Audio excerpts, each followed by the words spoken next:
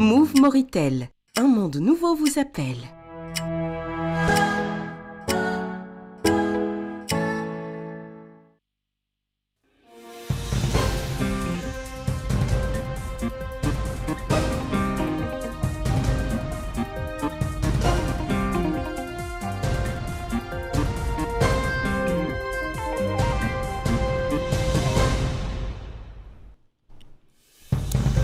Un appel, celui lancé par le président de la République à la communauté internationale pour prendre ses responsabilités vis-à-vis des Palestiniens. C'était dans un discours devant le sommet arabe, discours présenté en son nom par le ministre des Affaires étrangères. Une arrivée, celle à Médine, des premiers contingents donc de nos pèlerins. C'était ce matin ce contingent qui a quitté Nouakchott hier soir. Une visite, celle de la mission ministérielle chargée du Tergan, conduite par la ministre de l'Environnement et du Développement durable, Léa Tizikia, donc, et a présidé aujourd'hui un séminaire de lancement.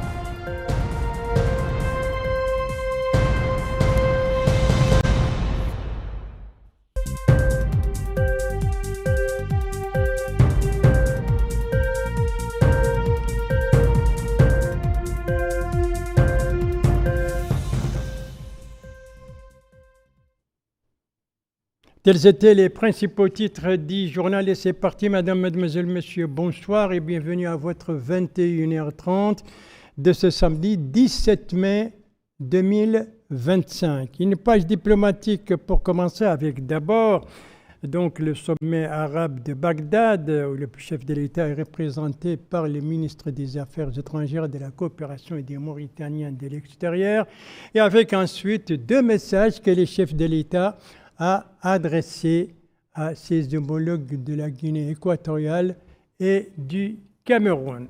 34e donc édition du sommet arabe, session ordinaire du sommet arabe.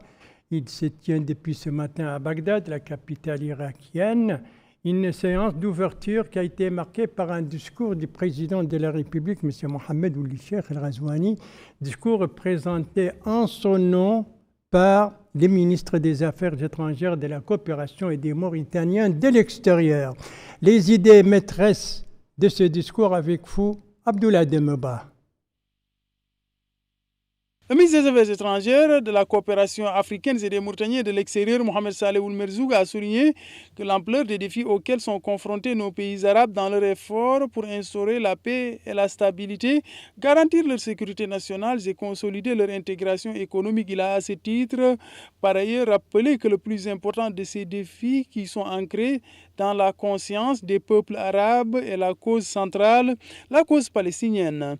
Il a ainsi exprimer sa vive préoccupation au vu de la situation qui prévaut au niveau de la bande de Gaza face à la communauté internationale, dit-il, qui est incapable jusqu'à présent d'imposer un cessez-le-feu permanent ou d'apporter l'aide humanitaire nécessaire au peuple palestinien. Le ministre des Affaires étrangères a par ailleurs fermement condamné les violations répétées de l'accord de cessez-le-feu obtenu au terme d'un travail difficile et d'efforts acharnés sous la direction et le parrainage de la République arabe d'Égypte, de l'État du Qatar et des États-Unis d'Amérique. Il a appelé la communauté internationale à assumer ses responsabilités en matière de protection des civils palestiniens et à reprendre ses efforts de médiation afin de garantir un cessez-le-feu permanent prélude à une solution pacifique fondée sur l'initiative arabe et des résolutions pertinentes de la légitimité internationale. Il a souligné la nécessité d'œuvrer à la recherche de solutions pacifiques et durables aux conflits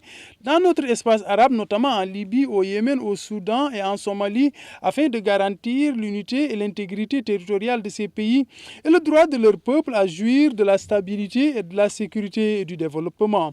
Il a déclaré que nous sommes tenus de soutenir le processus de transition en Syrie Syrie pour aboutir à un régime stable qui unit le peuple syrien et sauvegarde son intégrité territoriale et sa sécurité et lui fournit les conditions de développement et de prospérité, saluant la décision de lever les sanctions américaines contre la République arabe syrienne et exprimant des remerciements à son Altesse royale, le prince Mohammed Ben Salman, prince héritier du Royaume d'Arabie Saoudite et le Premier ministre, pour sa contribution exceptionnelle à cet égard.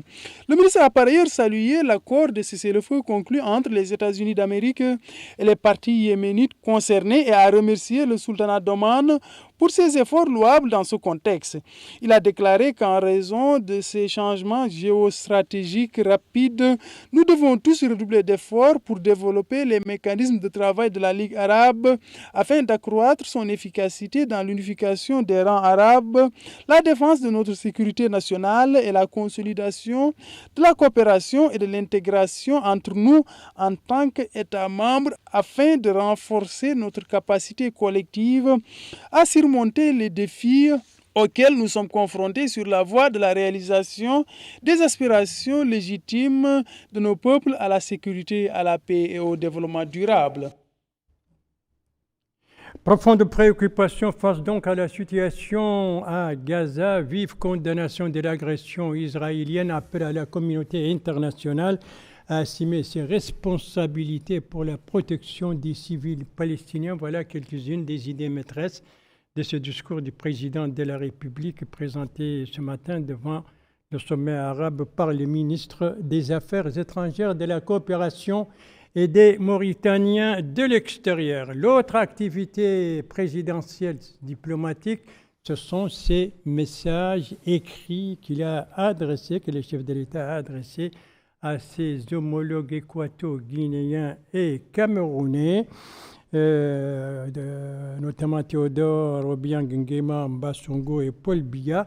Ici, on voit la ministre remettant les messages du président de la République à son homologue équato-guinéen. Et d'ailleurs, à cette occasion, la ministre s'est déclarée satisfaite de l'atmosphère dans laquelle se sont déroulés les entretiens. Ici, c'était à Yaoundé, où la ministre de l'Hydraulique et de l'Assainissement a remis le message au ministre d'État, secrétaire général de la présidence de la République, message écrit du président de la République adressé à Paul Biya, le président du Cameroun. Et il faut dire que ces deux messages entrent dans le cadre donc de la campagne de mobilisation entreprise par la Mauritanie pour donc mobiliser beaucoup plus de soutien à la candidature, à son candidat à la présidence de la Banque africaine de développement.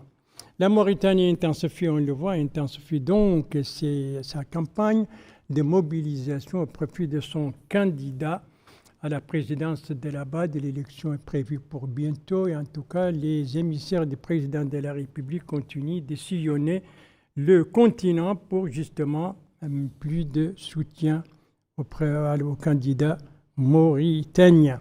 Voilà, après la page diplomatique, une page religieuse consacrée à actualité oblige à la saison du pèlerinage et surtout que le premier contingent est déjà à Médine. Alors, compte rendu sur cette arrivée là-bas à Médine de ce premier contingent avec l'envoyé spécial d'El Mauritanien Saïdoul Ahbeyyim, compte rendu travaillé en français par Mohamed Khattat. C'est un premier contingent de 420 pèlerins qui est arrivé tôt ce matin à Médine, où ils ont été accueillis à l'aéroport par une délégation du ministère des Affaires islamiques et de l'enseignement original. Heureux de fouler le sol de la sainte ville du prophète Mohammed, paix et salut sur lui, ils ont exprimé leur satisfaction quant aux mesures prises pour assurer le succès de la saison du Hajj de cette année, depuis les préparatifs à Nouakchott jusqu'à la descente à Médine. Les uns et les autres ont loué le bon traitement dont ils ont bénéficié grâce aux mesures prises par le ministère pour assurer le confort des pèlerins. Ici, ils ont été accueillis à l'aéroport de Médine par les comités en charge des procédures de transport et d'hébergement à quelques encablures de la mosquée du prophète, paix et salut sur lui, où ils passeront plusieurs jours à accomplir les 40 prières avant d'aller à la Mecque. Selon Jamal Ould Cheikh Ahmed, conseiller du ministre des Affaires islamiques et de l'enseignement originel, ce premier contingent qui compte 420 pèlerins est arrivé dans de bonnes conditions, a rempli ses formalités à l'aéroport de Médine et a été transféré à l'hôtel Taïba Suite, près de la mosquée du prophète, paix et salut sur lui. Il va sans dire qu'un climat de grande religiosité, de spiritualité, de paix de l'âme et de confort bat le plein ici dans la ville du prophète, paix et salut sur lui, où l'arrivée de plus de 3000 pèlerins mauritaniens se poursuivra encore les jours à venir. L'arrivée ce matin donc à Médine du premier contingent des pèlerins mauritaniens, un contingent fort de 420 personnes. Et ils ont été accueillis, vous l'avez entendu, par une délégation du ministère des Affaires islamiques et de l'enseignement originel. Et ils sont hébergés dans un hôtel non loin de la mosquée du prophète Mohammed, paix et salut sur lui, cette mosquée où ils vont donc effectuer les 40 prières avant de se rendre à la Mecque. Et ces premiers contingents, je le rappelle, a quitté Nouakchott hier soir sur donc le cérémonial de départ de ce premier pèlerinage hier de l'aéroport international de Nouakchott. Des précisions avec El Hajj Abdellah Din. Les 420 pèlerins mauritaniens formant le premier contingent ont entamé dans ces salles les dernières formalités exigées avant leur envol vers le lieu saint en vue d'accomplir les rites du Hajj pour cette année. Nombre d'entre eux ont indiqué que l'ensemble des démarches liées à ce voyage religieux se sont déroulées avec fluidité, dans la transparence et dans des conditions jugées très satisfaisantes. Ils ont également souligné n'avoir rencontré aucune difficulté majeure, affirmant que les dispositions prises par les autorités répondent à toutes leurs attentes, notamment en matière de prévention sanitaire et d'encadrement religieux. Ces pèlerins ont été salués à leur départ par le ministre des Affaires islamiques et de l'enseignement originel, M. Sidi Yahya Ould Cheikh Ahmed, qui a circulé parmi eux à l'intérieur de l'avion, prêtant l'oreille à leurs remarques concernant les mesures adoptées. Dans une déclaration à la chaîne mauritanienne, le ministre a affirmé que des instructions claires ont été données par son Excellence le Président de la République pour garantir un Hajj conforme aux normes de transparence et de rigueur. Il a précisé que cette édition du Hajj a bénéficié de plusieurs améliorations, dont une baisse notable du coût du pèlerinage et du transport aérien. Le ministre a aussi mentionné que les pèlerins de cette année seront hébergés dans des hôtels confortables situés à proximité immédiate des décentes mosquées. De son côté, le directeur général adjoint de l'Agence nationale de l'aviation civile, ANAC, M. Bab Ahmed Ould Mohamed Ould Bab Ahmed, a fait savoir que les avions affrétés par la compagnie saoudienne ainsi que leurs ateliers de maintenance ont été inspectés par les services de sécurité de l'ANAC. Il a souligné que l'ensemble des 7 contingents prévus bénéficieront de toutes les précautions et de toute l'attention requise en matière de sécurité aérienne. Ainsi, de nombreuses mesures touchant à tous les aspects ont été mises en œuvre pour permettre aux pèlerins mauritaniens d'accomplir ce 5e pilier de l'islam dans les meilleures conditions possibles. Le cérémonial du départ hier soir du premier contingent des pèlerins mauritaniens, départ donc de l'aéroport international de Nouakchott, un contingent fort de 420 personnes qui est déjà arrivé, donc on le disait, ce matin à Médine, et à leur départ hier soir, le pèlerin à son départ donc a été salué par le ministre des Affaires islamiques et de l'enseignement originel. Tout cela, c'était donc hier soir. Elle, plutôt, c'était ce matin. Elle, c'est cette 2e édition de la journée nationale de la famille Maury-Post, une cérémonie présidée par le ministre de la Transformation numérique et de la modernisation de l'administration. Que vise cette journée donc nationale de la famille de Maury-Post? Élément de réponse avec Abdoulaye Demeba. Ces rencontres annuelles visent à activer le rôle de cette institution souveraine dans les transactions postales et financières et à adapter continuellement les services aux exigences de l'État au niveau national et international. Ces cérémonies s'est déroulée en présence des employés de la Maury-Post, des représentants de l'autorité de régulation des télécommunications. Dans une allocution prononcée à cette occasion, le ministre de la Transformation numérique et de la modernisation de l'administration, Ahmed Salem Bede, a exprimé son plaisir d'assister à la 2e réunion annuelle de la Maury-Post Moripos, notant que ces rencontres est une occasion importante pour les travailleurs d'échanger des points de vue et des idées et de renforcer leurs liens. Le ministre a félicité les employés pour les résultats tangibles obtenus ces dernières années, soulignant que l'institution a connu un saut qualitatif grâce aux efforts consentis. Il a demandé à ce titre aux responsables de faire en sorte que ces résultats se répercutent positivement sur tous les employés. Pour sa part, le directeur général de la Moripos, Ali Oulissa, a expliqué que l'entreprise est restée une institution souveraine qui joue effectivement des rôles importants en matière de développement et fournit étroitement des services financiers et postaux malgré le développement technologique qui a affecté négativement les tâches postales traditionnelles. Il a ajouté qu'au cours de ces 3 dernières années, Moripos a travaillé en équipe et les efforts de tous ont donné des résultats significatifs, transformant un déficit financier chronique en un excédent, renforçant son rôle en tant que bras armé du gouvernement pour le développement économique, l'inclusion financière, rétablissant sa santé financière et améliorant sa performance. Il a enfin déclaré que l'institution joue son rôle parmi les institutions financières avec confiance et professionnalisme, appelant à rapprocher l'administration du citoyen. Moripos, le tiers de confiance de l'inclusion financière, c'est sous ce thème qu'a été organisée donc cette journée nationale, cette 10e journée nationale de la famille Moripos, une journée dont le lancement a été présidé par le ministre de la Transformation numérique et de la modernisation de l'administration. Son collègue de l'habitat, de l'urbanisme et de l'aménagement du territoire, lui, se trouvait aujourd'hui au Hod El Gharbi. On doit voir les images donc des activités du ministre de l'habitat. Les voilà.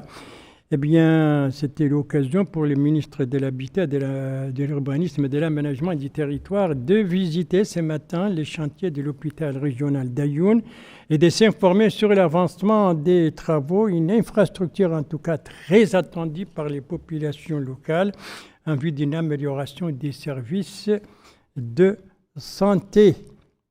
Après cette visite donc, du chantier, le ministre a présidé une réunion avec les responsables de ce projet et ceux des bureaux de contrôle et de suivi, l'occasion pour lui d'insister sur le respect des délais de réalisation et de la qualité. La fin des travaux est prévue, dit-il, pour la fin octobre 2025. Voilà pour les activités du ministre qui s'est informé également sur l'avancement des travaux sur d'autres chantiers dans la wilaya, d'autres chantiers qui sont donc organisés par son département. Autre activité ministérielle également à l'intérieur du pays, c'est celle de la mission ministérielle chargée justement du Tagan. Elle est à Tijigja, cette mission conduite par la ministre de l'Environnement et du Développement durable, et elle a tenu aujourd'hui une réunion ou bien présidé un atelier. De quoi s'agit-il? C'est ce que nous dit notre correspondant permanent là-bas, Hassan Debab, dont le compte-rendu est travaillé en français par Mohamed Khattat. Il s'agit de la présentation des résultats des forums régionaux de planification participative du développement dans la wilaya du Tagant. La mission ministérielle en charge de la wilaya du Tagant a présenté aux autorités administratives et aux élus locaux de la wilaya les priorités de développement programmées pour la wilaya dans le cadre du programme d'urgence visant à universaliser l'accès aux services de base au développement local, sachant que 20 milliards d'anciennes ouguiya ont été dédiés à la réalisation d'une batterie de projets de développement dans les domaines de la santé, de l'éducation, de l'agriculture, de l'électricité et du désenclavement dans différentes muqata'a et localités du Tagant. L'occasion pour la ministre de l'Environnement et du Développement durable, Mme Saouda Metbaham ou Mohamed Laqraf, de souligner que la réunion a permis de présenter les résultats définitifs des projets qui seront financés dans le cadre du programme d'urgence de développement du wilaya de l'intérieur visant à universaliser l'accès aux services nécessaires au développement local. Les débats et discussions, dit-elle, étaient constructifs, empreints de sérieux et de franchise, et tout le programme a été présenté sur le plan national et également celui relatif à la wilaya du Tagant, tant pour ses muqata'a que ces communes rurales. C'est un programme qui vise à donner accès aux populations aux services de base et il est un engagement électoral du président de la République, M. Mohamed Ould Cheikh Ghazouani, a-t-elle souligné, qui vient compléter ce qui a été réalisé dans son premier mandat. Ce programme, poursuit la ministre, est financé sur fonds propres de l'État à hauteur de plus de 260 milliards d'ouguiyas pour l'accès des citoyens aux services de base, notamment la santé, l'éducation, l'agriculture, l'électricité, le désenclavement, l'autonomisation des jeunes également. Au cours de la rencontre, les participants ont suivi une présentation détaillée, chiffres à l'appui, de ce qui sera accompli dans chaque muqata'a et commune.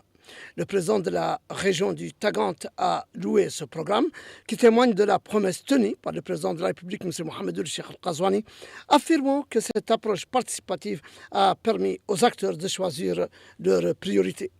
Plusieurs députés et maires ont également loué cet ambitieux programme qui sera réalisé sur 30 mois au grand bénéfice des populations sédentaires et rurales, appelant à plus d'interventions et à l'accélération de son exécution, sachant qu'il démarre en août prochain. Voilà, une rencontre donc pour présenter les résultats des forums régionaux organisés au début de l'année et pour définir les priorités de développement de la wilaya du Tagant. Merci de suivre les JTF del Mauritania, la suite du journal avec un colloque et un congrès. Eh bien, le colloque, c'est celui de sensibilisation organisé aujourd'hui à Nouakchott. Et donc sensibilisation qui est sensibilisé et autour de quoi? C'est ce que va nous dire El Haj Abdellahdine tout en nous précisant sur quel thème a été organisé ce colloque organisé par l'organisation donc mauritanienne des suivis et d'exécution des projets.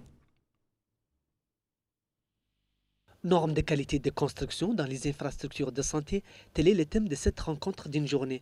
Cette rencontre de sensibilisation destinée aux entrepreneurs vise à approfondir les débats techniques et à promouvoir la culture de la construction selon les normes internationales reconnues dans le domaine des infrastructures sanitaires en matière de contrôle technique, de documentation et de mise en œuvre à travers une approche participative. Dans une allocution prononcée à cette occasion, le secrétaire général du ministère de l'Habitat, de l'Urbanisme et de l'Aménagement du Territoire, M. Mohamed Salim Ould-Boukhres, a indiqué que cette rencontre s'inscrit dans le cadre des efforts nationaux visant à transformer en profondeur notre système de santé conformément à la vision de son Excellence le Président de la République. Il a souligné que l'objectif de cette rencontre est de parvenir à une conception nationale unifiée autour des concepts de construction sanitaire.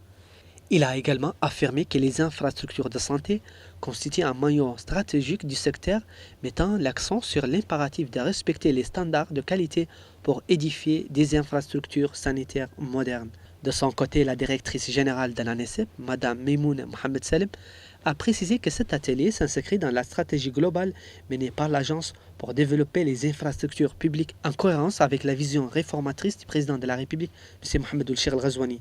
Elle a mis en garde contre l'absence d'études et le suivi insuffisant qui peuvent engendrer des résultats néfastes pour la santé des patients et le travail du personnel soignant. Cette rencontre a permis de présenter des exposés techniques portant sur l'étude, l'évaluation et le suivi de projets considérés comme des conditions essentielles pour la construction des structures sanitaires conformément aux normes de qualité et de durabilité. Une sensibilisation donc au profit des sociétés d'entrepreneuriat dans le domaine de la santé, l'objectif donc de ce colloque organisé aujourd'hui à Nouakchott. La page médicale de ce journal est consacrée donc au 4e congrès national et maghrébin, un 4e congrès dont le coup d'envoi a été donné aujourd'hui à Nouakchott. Que visent ces assises et qui participe? Élément de réponse avec Abdoul Ademba. Cette conférence à laquelle prennent part les orthopédistes de l'Algérie, de la Tunisie, du Maroc, de la Mauritanie et du Sénégal vise à échanger des expertises et établir un partenariat scientifique maghrébin et africain dans le domaine de la chirurgie orthopédique. Intervenant à cette occasion, le chargé de mission au ministère de la Santé, Hamadi Tibari, a exprimé son plaisir de superviser l'ouverture de cette importante activité scientifique, à savoir le 4e congrès de la Société mauritanienne d'orthopédie et de chirurgie articulaire qui se tient en marge du 4e congrès maghrébin d'orthopédie et de chirurgie articulaire. Il a ajouté que ces rencontres scientifiques de 2 jours constituent une opportunité d'échanger les expériences et de s'informer sur les derniers développements en matière de chirurgie orthopédique et des spécialités connexes. Pour sa part, le président de l'association mauritanienne d'orthopédie et de chirurgie articulaire, Mohamed Aka, a souhaité la bienvenue à tous les participants, soulignant que ce congrès sera une occasion d'échanger les points de vue et les expériences dans le domaine de l'orthopédie et de la chirurgie articulaire. Les représentants des associations maghrébines d'orthopédie se sont exprimés. Ils ont tour à tour salué la tenue de ce congrès, mettant en accent l'importance du thème qui a été choisi pour cet événement. Les accidents de la route constituent un thème, souligne-t-il, nécessitant une concertation permettant d'échanger les différentes pratiques au niveau des différents pays participants à cet événement. Le thème choisi a été mis en avant. Le thème est extrêmement important. Parler des accidents de la route en Afrique est un sujet éminemment d'actualité. Et bien sûr, les déformations qui sont représentées par les pieds-bots sont des challenges thérapeutiques extrêmement difficiles. Et déjà au cours de cette première journée, nous avons écouté des experts qui nous ont délivré des messages extrêmement importants, qui ont montré des travaux de qualité qui nous profitent à tous pour le progrès de la médecine en Afrique. Ce congrès a par ailleurs été marqué par un exposé de produits pharmaceutiques et médicaux. Il s'agit du 4e congrès national et maghrébin donc de la chirurgie orthopédique qui a commencé aujourd'hui à Nouakchott, et c'est sur ce 4e congrès que s'achève ce journal. Merci à vous, mesdames, mesdemoiselles, messieurs, de l'avoir suivi. Merci bien entendu aux équipes rédactionnelles et techniques qui ont participé à sa conception. Je vous en rappelle les principales informations.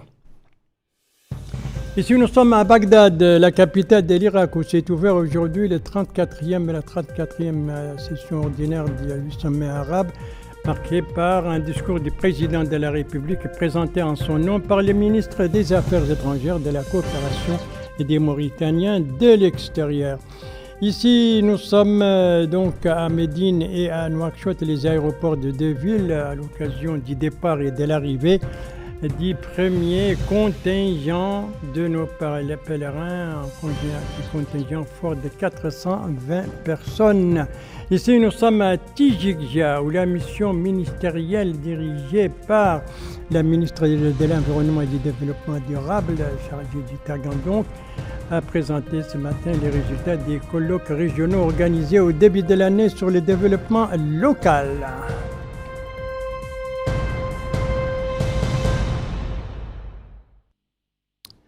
Voilà, le JTF reviendra demain à la même heure, 21h30, et vous serez en compagnie d'Addahi ou l'Ikhtar. Quant à moi, il ne me reste plus qu'à vous souhaiter une très très bonne fin de soirée, une très très bonne fin de semaine, et à vous donner rendez-vous, Inch'Allah, vendredi prochain à la même heure, 21h30. Bonsoir.